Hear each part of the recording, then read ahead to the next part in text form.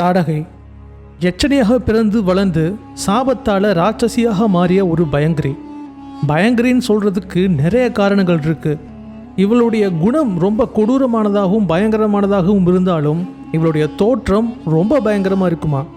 ரிஷிகளும் தேவர்களுமே இவள் இருக்கும் திசை பக்கம் கூட போக விரும்ப மாட்டாங்க.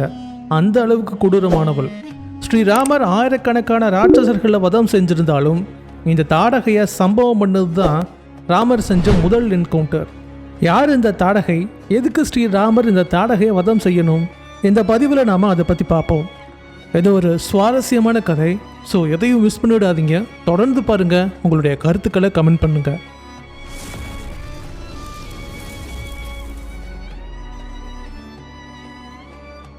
விஸ்வாமித்ரர் போன்ற பெரிய தவசிகள் எல்லாம் அடிக்கடி தவங்கள் செய்கிறதும் அது சித்தியாகிறதுக்காக யாகங்கள் செய்வதும் ராமாயணம் நடந்த அந்த திரேதா யுகத்தில் வழக்கமான ஒரு காரியமாக இருந்திருக்கு.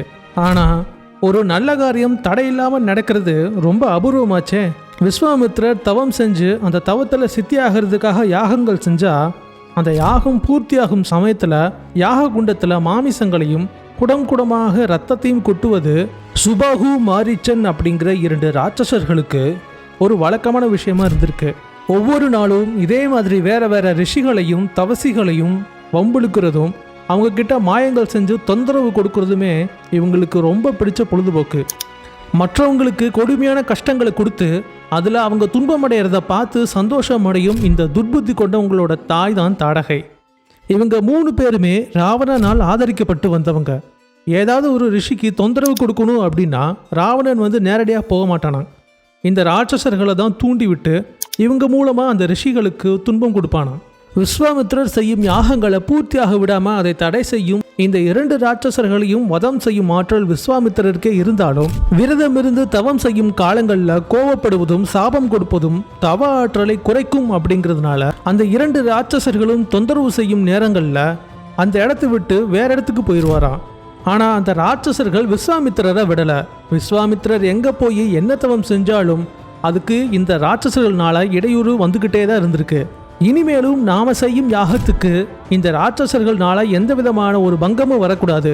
தங்களுடைய ஆற்றல் மீது பெரிய கர்வம் கொண்டு வஞ்சகமாக அனைத்து மக்களையும் துன்பம் செய்யும் இந்த ராட்சசர்களை அழிக்கும் ஆற்றல் ஸ்ரீராமருக்கு தான் உண்டு அப்படின்னு அயோத்திக்கு வருகை தராரு. மகர்ஷி விஸ்வாமித்திரரே என் அரண்மனைக்கு வந்திருக்காரே அப்படின்னு மன்னர் தசரதருக்கு ரொம்ப சந்தோஷம். சொல்லுங்க மகரிஷி, நான் உங்களுக்கு என்ன பண்ணணும் அப்படின்னு தசரதர் கேட்க, மன்னர் தசரதரே 10 நாள் என்னுடைய தவம் சித்தியாகிறதுக்காக நான் விரதம் இருந்து யாகம் செய்கிறேன். அந்த யாகத்துக்கு இடையூறாக 2 ராட்சசர்கள் இருக்காங்க. மிகவும் தொந்தரவு செய்யும் அந்த ராட்சசர்களை அழித்து என்னுடைய யாகத்துக்கு காவலாக உன்னுடைய மூத்த மகன் ராமன் இருக்கணும். அதனால ஸ்ரீராமனை என்னுடன் அனுப்பி வைப்பாயாக அப்படின்னு விஸ்வாமித்திரர் சொன்ன அடுத்த கணம் தசரதர் விஸ்வாமித்திரர் கண்ணு முன்னாடியே மயங்கி விழுந்துட்டாரு. ஒரு முகூர்த்த காலம் கிட்டத்தட்ட 48 நிமிடங்கள் மயங்கிய நிலையிலேயே இருந்திருக்காரு. அதுக்கப்புறம் கொஞ்சம் சுயநினைவு வந்ததுமே முழிச்சு பார்த்துருக்காரு. விஸ்வாமித்திரர் அந்த இடத்த காலி பண்ணி போயிருப்பாருன்னு பார்த்தா விஸ்வாமித்திரர் போகவே இல்லை. அந்த இடத்த விட்டு அசையாமல் அதே இடத்துலையே தசரதரை முறைச்சி பார்த்துட்டே உக்காந்துருக்காரு. விஸ்வாமித்திரர் ஸ்ரீராமனை 10 நாள் என்கிட்ட கொடு அப்படின்னு சொன்னது தசரதருக்கு மறுபடியும் ஞாபகத்துக்கு வர பயத்தில் உலுக்கி தான் இருக்கையிலிருந்தே கீழே விழுந்துட்டாராம். இதெல்லாம் நான் எதுவுமே அதிகப்படுத்தி சொல்லலை. ராமாயணத்தில் பாலகாண்டத்தில் இந்த விஷயங்கள் எல்லாம் குறிப்பிடப்பட்டிருக்கு. அப்புறம் தன்னைத்தானே நிதானிச்சுக்கிட்டு விஸ்வாமித்திரர்கிட்ட, மகரிஷி விஸ்வாமித்திரரே, ராமர் ரொம்ப சின்ன பையன். அவனுக்கு இன்னும் 16 வயசு கூட ஆகலை. அவன் கற்கும் கல்வி கூட முழுமையடையலை. அதுக்குள்ளேயும் வில்லை ஏந்தி ராட்சசர்களை வேட்டையாடும் அளவுக்கு ஸ்ரீராமனுக்கு ஆற்றல் இருக்கிறதா நான் நம்பலை. அதனால உங்கள் யாகத்தை பாதுகாக்க நான் வேணா வரேனே தவிர்த்து ஸ்ரீராமனை உங்ககிட்ட என்னால் அனுப்ப முடியாது அப்படின்னு விஸ்வாமித்திரர் முகத்துக்கு நேராகவே சொல்லிட்டாரு. விஸ்வாமித்திரருக்கு பயங்கரமாக கோபம் வந்துடுச்சு. அவனுடைய சுற்றத்தார்கள் உன்னுடைய சொந்தக்காரங்க கூட சேர்ந்து மிக நன்றாக சந்தோஷமாக இரு தசரதா அப்படின்னு சொல்லிட்டு அந்த இடத்த விட்டு கிளம்புனாரா அப்படின்னா இல்லை, அதே இடத்துலையே தான் இருந்தார். தசரதருக்கு பக்கத்தில் அயோத்தியின் புரோகிதர் பிரம்மரிஷி வசிஷ்டர் நின்றுட்டு இருந்தார். ஒரு வழியாக விஸ்வாமித்திரரை சமாதானப்படுத்திட்டு தசரதர்கிட்ட, தசரதா நீ ஒன்றும் கவலைப்படாத, ஸ்ரீராமனை விஸ்வாமித்திரர் அக்னி வளைய மாதிரி பாதுகாப்பார். உனக்கு விஸ்வாமித்திரரோட மகிமை என்னன்னு தெரியல. இந்த உலகத்தில் இதுக்கு முன்னாடி இருந்த சூரர்களுக்கு தெரியாத, இனிமே வரப்போகிற சூரர்களும் தெரிந்து கொள்ள வாய்ப்பே இல்லாத அஸ்திரங்கள் எல்லாம் விஸ்வாமித்திரருக்கு தெரியும். அந்த ராட்சசர்களை அழிக்கும் ஆற்றல் விஸ்வாமித்திரருக்கே இருந்தாலும் ஸ்ரீராமருடைய நன்மைக்காகவே இங்கே வந்திருக்காரு. நீ கொஞ்சம் கூட தயங்காமல் ஸ்ரீராமனை விஸ்வாமித்திரருக்கு கூட அனுப்பி வைப்பாயாக அப்படின்னு வசிஷ்டர் சொன்னதுக்கப்புறம் தான் மன நிம்மதியோட தசரதர் ஸ்ரீராமனை விஸ்வாமித்திரர்கிட்ட கொடுக்குறாரு. விஸ்வாமித்திரர் கேட்டு வந்தது என்னமோ ஸ்ரீராமரை மட்டும்தான். அதுக்காக லக்ஷ்மணர் ஸ்ரீராமரை விட்டு இருந்துருவாரா? ராமர் பின்னாடி லக்ஷ்மணரும் கூடவே சேர்ந்து போனார். ஸ்ரீராமர் லக்ஷ்மணரோட வாழ்க்கையில் முதல் தடவையாக ஒரு சாகச பயணம் அன்னைக்கு ஆரம்பமாச்சு. ஸ்ரீராமரும் லக்ஷ்மணரும் வில்லையும் அம்பையும் ஏந்திக்கிட்டு விஸ்வாமித்திரர் கூடவே பயணம் பண்ணி போகிறாங்க. அயோத்தியை கடந்து ஒரு 1.5 யோஜனை தள்ளி, 1.5 யோஜனை அப்படின்னா ஒரு 12 மைல் இருக்கும். 12 மைல் தள்ளி அயோத்தியின் ஜீவநதியான சரையூ நதியின் தென்கரையை அடையிறாங்க. அது மாலை நேரம், சூரியன் அஸ்தமனமாகிறதுக்கு கொஞ்ச நேரம் தான் இருக்குது. உடனே ஸ்ரீராமரையும் லக்ஷ்மணரையும் விஸ்வாமித்திரர் கூப்பிட்டு, காலந்தாழ்த்தாம சீக்கிரமாக சரையூ நதியில் உங்களுடைய முகம், கை, பாதங்களை கழுவிக்கங்க. உங்களுக்கு ஒரு முக்கியமான விஷயத்தை கொடுக்க போகிறேன் அப்படின்னு விஸ்வாமித்திரர் சொல்கிறாரு. 2 பேருமே தங்களை சுத்தப்படுத்திக்கிட்டு விஸ்வாமித்திரர் முன்னாடி உட்காந்துருக்காங்க. அப்போ விஸ்வாமித்திரர் சொல்கிறாரு, இனிமே நம்மளுடைய பயணம் ரொம்ப கடுமையாக இருக்கும். அதுக்கு உங்களுக்கு நிறைய ஆற்றல் தேவை. அதனால் பலை அதிபலை அப்படிங்கிற 2 அற்புதமான சக்தி வாய்ந்த மந்திரங்களை நான் உங்களுக்கு தீட்சை கொடுக்க போகிறேன் அப்படின்னு அந்த 2 மந்திரத்தையும் ராமலக்ஷ்மணருக்கு சொல்லி கொடுக்குறாரு. இது அனைத்து உலகங்களிலும் பாதுகாக்கப்பட்ட மந்திரம். இந்த மந்திரத்தை தெரிஞ்சுக்கிட்டோம் அப்படின்னா சௌபாக்கியமும் திறமை ஞானமும் சேரும். முக்கியமாக உனக்கு எந்த ஒரு நோயும் வராது, உன்னுடைய உருவம் மாறாது. நீ உறங்கும் போதும் விழிப்புணர்வோடு இல்லாத சமயத்திலும் எந்த ஒரு தீய சக்தியாலும் உன்னை தாக்க முடியாது. எப்போ உங்களுக்கு தேவையோ அப்போ இந்த மந்திரத்தை தொடர்ந்து சொல்லி வர உங்களுக்கு பசியும் எடுக்காது, களைப்பும் வராது. இந்த மந்திரத்தால் உங்களுக்கு நீடித்த புகழ் தோன்றும் அப்படின்னு ராமருக்கும் லக்ஷ்மணருக்கும் ஆசீர்வாதம் பண்ணியிருக்காரு. அன்றைய இரவு பொழுது சரையூ நதிக்கரையிலேயே தான் தங்கியிருக்காங்க. ரொம்ப தூரம் நடந்து வந்ததால் ராமருக்கு அசதியாக தான் இருந்திருக்கு. அந்த அசதியிலேயே ஸ்ரீராமர் ரொம்ப நேரம் தூங்கியிருக்காரு. காலையில் எந்திரிக்கிறதுக்கு கொஞ்சம் தாமதமாயிருக்கு. ஸ்ரீராமரும் லக்ஷ்மணரும் பெருமாள் ஆதிசேஷனோட அவதாரம் அப்படின்னு விஸ்வாமித்திரருக்கு ரொம்ப நல்லாவே தெரியும். அதனாலேயே விஸ்வாமித்திரருக்கு மனசுக்குள்ள பயங்கரமான சந்தோஷம். ஆனாலும் மனிதர்களாக அவதாரம் எடுத்ததால் விஸ்வாமித்திரர் குருவாக இருக்காரு. ஸ்ரீராமரும் லக்ஷ்மணரும் சிஷ்யர்களாக இருக்காங்க. முந்தின நாள் இரவு விஸ்வாமித்திரருக்கு படுக்கை அமைக்க ஸ்ரீராமரும் லக்ஷ்மணரும் மாறி மாறி தற்பை புல்லை எடுத்து போட்டிருக்காங்க. மாந்தோலை புல்லின் மேல் விரித்து அந்த படுக்கை எல்லாம் சரியாக இருக்கா அப்படின்னு சொல்லி பார்த்துருக்காங்க. விஸ்வாமித்திரர் உறங்கும் வரை அவருடைய காலை பிடிச்சு விட்டுருக்காங்க. பயங்கரமாக 2 பேரும் சுற்றி வேலை பார்த்துருக்காங்க. மனிதனாக அவதாரம் எடுத்ததால் பெருமாளே நமக்கு இப்படி சேவை செய்கிறாரே அப்படின்னு ஒரு பக்கம் மகிழ்ச்சியாக இருந்தாலும் இன்னொரு பக்கம் விஸ்வாமித்திரருக்கு கொஞ்சம் சங்கடமாக இருந்திருக்கு. நாம் இப்போ குரு ஸ்தானத்தில் இருக்கிறதால குரு மாணவர்களுக்கு சேவை செய்கிறது சரி கிடையாது. அதனால் சரியாக ஏதாவது ஒரு வாய்ப்பு நமக்கு அமைந்தால் ஒரு பக்தனை நாம் ஸ்ரீராமனுக்கு சேவை செய்யணும் அப்படின்னு விஸ்வாமித்திரரோட மனசில் நினச்சிருந்தாராம். ஸ்ரீராமர் அயோத்தியின் இளவரசர் இல்லையா? எப்பவுமே காலையில் ஸ்ரீராமரை எழுப்புறதுக்கு சில வேலையாட்கள் இருப்பாங்களாம். அவங்க ராமர் எந்திரிக்கிறதுக்கு முன்னாடி நல்ல இனிமையான கானங்களை பாடி ஸ்ரீராமரை எழுப்புவாங்களாம். ஆனால் இப்போது ஸ்ரீராமர் அயோத்தி அரண்மனையிலேயே உறங்கிட்டு இருக்காரு? இல்லையே, ஆத்தங்கரையில் உறங்கிட்டு இருக்காரு. ஸ்ரீராமரை எழுப்புறதுக்கு எந்த வேலையாட்கள் வருவாங்க? யாருமே வரமாட்டாங்க. அதனால் அந்த வேலையாட்களின் பொறுப்பை விஸ்வாமித்திரர் எடுத்துக்கிட்டாரு. ஸ்ரீராமரை பாடல் பாடி எழுப்பும் அந்த சேவையை விஸ்வாமித்திரன் ஒரே ஒரு நாள் மட்டும் ரொம்ப சந்தோஷமாக செஞ்சார். அவர் பாடியது ஒரு 2 வரிகள் தான். அந்த 2 வரிகள் தான் இன்னைக்கும் ரொம்ப பிரபலமான சுப்ரபாத பாடலின் முதல் 2 வரிகள். கௌசல்யா சுப்ரஜா ராம பூர்வா சந்தியா பிரவர்த்ததே உத்திஷ்ட நரசார்தூலா கர்த்தவ்யம் தெய்வமான்விகம். இந்த வரிகள் தான் அது. அடுத்த நாள் சரையூ நதியிலிருந்து ஒரு கிளை நதி பிரிந்து போகுது. அதில் படகுல ஏறி பயணம் செய்கிறாங்க. அப்போது ஒரு பயங்கரமான காட்டை அடையிறாங்க. அந்த காட்டில் வெல்வேல் மரம், ஆச்சா மரம், மருத மரம், வில்வம், துந்துநாகம், இலந்தை மரம்னு நிறைய மரங்கள் இருந்தாலும் அந்த காட்டில் செழிப்பே இல்லை. அந்த காட்டை பார்த்தா ஒரு வகையான இனம் புரியாத பயத்தை ஏற்படுத்தும் விதமாக இருந்தது. ஸ்ரீராமர் விஸ்வாமித்திரர்கிட்ட காடுகள் என்றால் நல்லா செழிப்பாக இருக்கும், ஆனால் இந்த காடு செழிப்பே இல்லாமல் இருக்குதே, மரங்கள் எல்லாம் காய்ந்து போய் இருக்கிறதே, விஸ்வாமித்திரரே இந்த காட்டை பற்றி எங்களுக்கு நீங்கள் சொல்ல முடியுமா அப்படின்னு கேட்டிருக்காரு. அதுக்கு விஸ்வாமித்திரர் சொல்ல ஆரம்பிச்சிருக்காரு. இந்த காட்டோட பேர் மலதம் கருசம், அதாவது மலத்தை நீக்கியது பசியை நீக்கியது அப்படின்னு சொல்லியிருக்காரு. இதை கேட்டு ராமருக்கு ஒரே குழப்பம். ஏன்னா இப்படி இல்லாமல் காட்டுக்கு பேர் இருக்கும் அப்படின்னு குழப்பத்தோட விஸ்வாமித்திரரை பார்த்துருக்காரு. விஸ்வாமித்திரரும் இதை புரிஞ்சுக்கிட்டு விளக்க ஆரம்பிச்சிருக்காரு. ஒரு சமயம் தேவேந்திரன் விருத்தாசுரன் அப்படிங்கிற ஒரு அசுரனை கொண்டதால தேவேந்திரனுக்கு பிரம்மஹத்தி தோஷம் பிடிச்சிருக்கு. உயிர்களை கொள்வதால் இந்த பிரம்மஹத்தி தோஷம் பிடிக்கும். ஒருத்தருக்கு இந்த தோஷம் பிடிச்சிருச்சு அப்படின்னா அவருடைய புத்தி மழுங்கி மந்தமேறி போகும். அவங்க தன்னைத்தானே கவனிச்சுக்க மாட்டாங்க. தன்னை சுற்றி என்ன நடக்குதுன்னு அவங்களுக்கு தெரியாது. அசுத்தத்தால் அவங்க உடம்புல எல்லாம் அழுக்கேறி நாத்தம் எடுக்க ஆரம்பிக்கும். இந்திரனோட உடம்பும் இதே மாதிரி நாத்தம் எடுத்திருக்கு. அது மட்டும் இல்லாமல் பசியால் இந்திரன் ரொம்ப கடுமையாக அவதிப்பட்டிருக்காரு. அதனால ரிஷிகள் எல்லாம் அனைத்து புனித தீர்த்தங்களிலும் கலசங்களில் கொண்டு போய் அங்கிருந்து தீர்த்தம் எடுத்துட்டு இந்திரனோட தலையில் ஊற்றிருக்காங்க. இதனால் அவருடைய துர்நாற்றம் நீங்கி அவருடைய பசியும் நீங்கியிருக்கு. மீண்டும் இந்திரனுக்கு புத்தி தெளிவு ஏற்பட்டிருக்கு. தன்னுடைய கடுமையான தோஷம் இந்த இடத்துல நீங்க பெற்றதால இந்திரனுக்கு ரொம்ப சந்தோஷம். அதனால இந்த இடம் அனைத்து வகையான தனம் தானியங்கள் நிறைந்த செழிப்பான இடமாக உலகத்தில் புகழ் பெற்றிருக்கும் அப்படின்னு இந்த காட்டுக்கு வரம் கொடுத்துருக்காரு. அதனால தான் இந்த காட்டுக்கு மலதம் கருசம் அப்படிங்கிற பேர் வந்திருக்கு.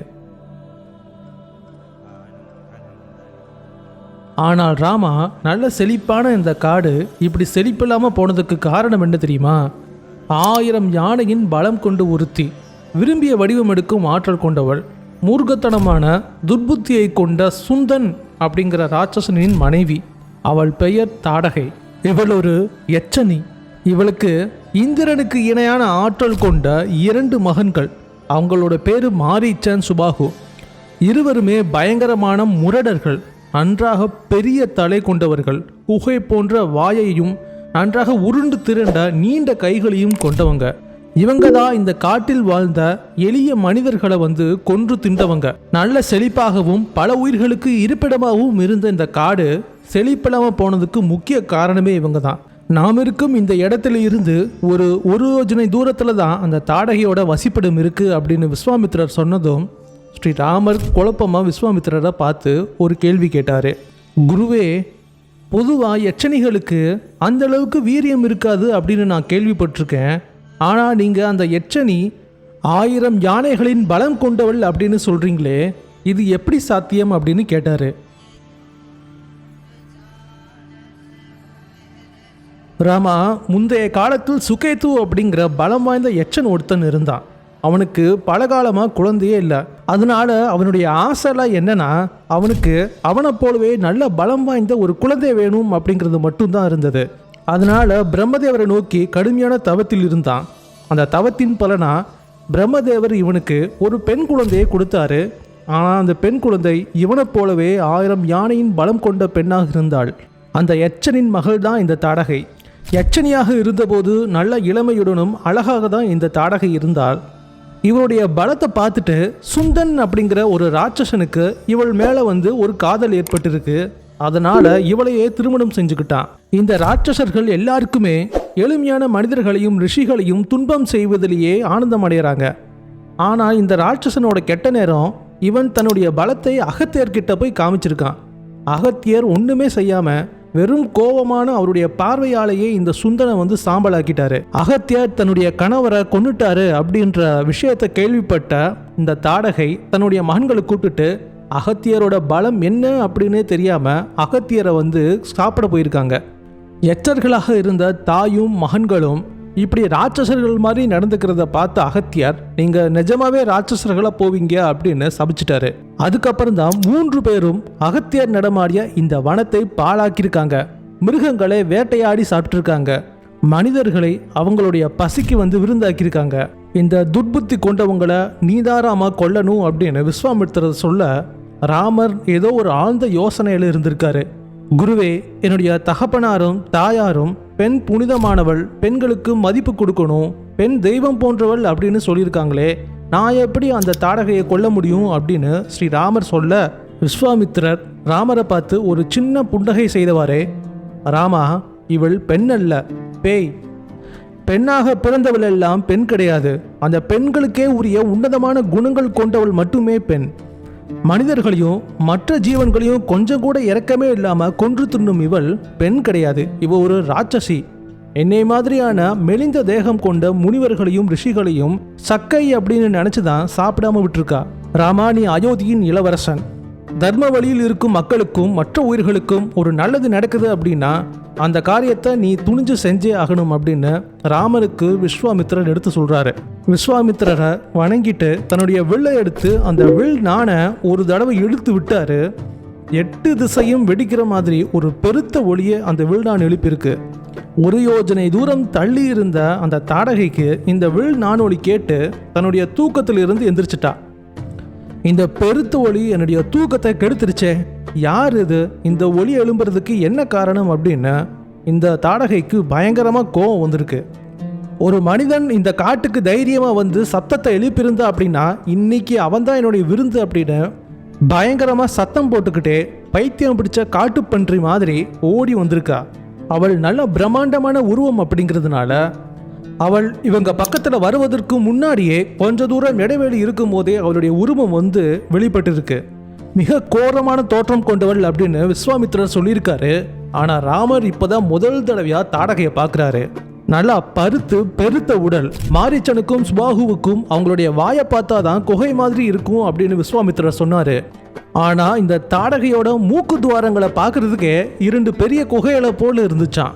பல யானைகளை கொன்று ஒரு யானையோட துதுக்கிய இன்னொரு யானையோட வாளில் கட்டி அதுவே ஒரு சர மாதிரி கட்டி தொங்க விட்டு அந்த எல்லா யானைகளையும் ஒட்டியானமா தன்னுடைய இடுப்பில் கட்டியிருந்தாலாம்.